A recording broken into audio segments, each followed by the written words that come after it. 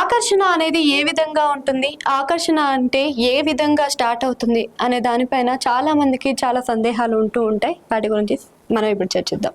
నమస్తే గురుగారు. నమస్కారం అండి. ముఖ్యంగా ఆకర్షణ అనేది ఏ విధంగా మొదలవుతుంది? ఆకర్షణ అనేది దేనిపైన ముందుగా దృష్టి సారించగలుగుతుంది అంటారు? ఆకర్షణ అనేది షట్ క్రియల్లో ఒక భాగం. షట్ క్రియలు అంటే ఏంటి అంటే, షట్ అంటే 6, క్రియలు అంటే చేసే పనులు, కార్యాలన్నమాట. ఏమిటి ఈ 6 అంటే ఆకర్షణ, వశీకరణ, విద్వేషణ, ఉచ్చాటన, పలాయన, మారణ అనేవి 6 ఉంటాయి. ఈ 6 చాలా నీచ స్థాయిలో వర్క్ అవుతాయి అన్నమాట. ఇవి ఆ నీచ స్థాయిలోనే చాలా హైయర్ ఎండ్ గా వర్క్ అవుతాయి. ఇవి గన్ షాట్ లాగా. అందులో ఒకటి ఈ ఆకర్షణ, షట్క్రియల్లో ఒకటి ఆకర్షణ.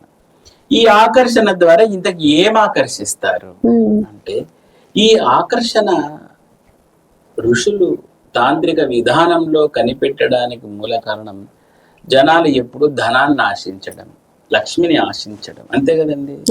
ఆ సర్వైవింగ్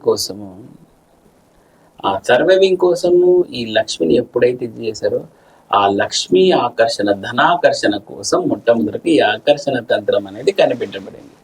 అందులో భాగంగానే మన కుబేర తంత్రం అంట, స్వర్ణాకర్షకాల భైరవ తంత్రము, ఆ తంత్రము, ఈ తంత్రం అని వచ్చేసాయి.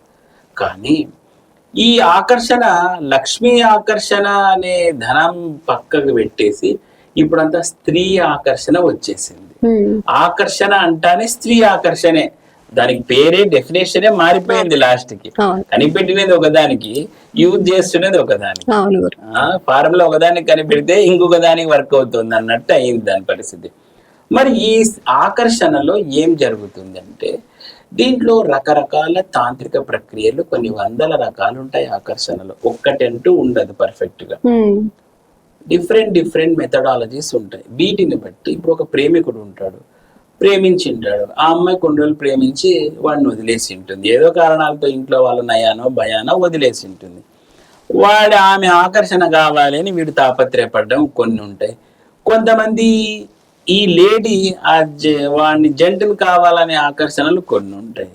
సో ఇలా ఇదే కాకోకుండా జనాకర్షణ, వశీకరణ, ఇలా రకరకాల తాంత్రిక ప్రయోగాలు అనేది మనుగడలో ఉన్నాయి. అవి సాధకుడు లేదా జాతకుడికి ఎటువంటి ఆకర్షణ ప్రక్రియ కావాలి అని తెలుసుకొని వాటిని ప్రయోగం చేయడం తాంత్రికుల యొక్క విధి. ఇది అండి ఆకర్షణ అనేది, దానికి డెఫినేషన్. మరి ఆకర్షణలో ఎలా చేస్తారు అంటే, ఈ ఆకర్షణలో చాలా హోమ ప్రక్రియలు ఉంటాయి. కొంతమంది చేస్తారు, కొంతమంది బొమ్మలను చేసి వశీకరణం చేసేది ఉంది, కొంతమంది ఫోటోల్ని పెట్టి వశీకరణం చేసేది ఉంది, కొంతమంది జస్ట్ తపస్సులా కూర్చొని వశీకరణం చేసేది ఉంది. దీంట్లో రకరకాల కొన్ని చిల్లర తాంత్రికల ప్రక్రియలు కూడా ఉన్నాయి. ఏది ఏమైనప్పటికీ ఈ ప్రక్రియలన్నీ కూడాను మనకు వాళ్ళని వశీకరణం, ఆకర్షణ చేయడానికి ఉపయోగపడతాయి. ఇది ఆకర్షణ తాంత్రికం ఎలా చేస్తారు అనే దానికి. ఇంకా కొంతమంది అడుగుతా అంటారు, వశీకరణ చేసి ఎన్ని రోజులకు అవుతుంది అంటారు. ఇంకా వాళ్ళ కోరికలు అవే కదండి.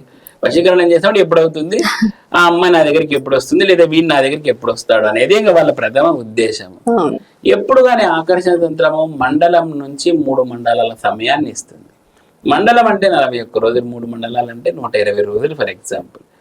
సో ఈ మండలాల లోపల ఆ ప్రత్యేకమైన కొన్ని వస్తువులను వాళ్ళకి ఇవ్వడము, లేదంటే కొన్ని రకాల ప్రొసీజరల్ ప్రాసెస్ వాళ్ళకి చెప్తాం, ఈ విధంగా జపం చేయాలి.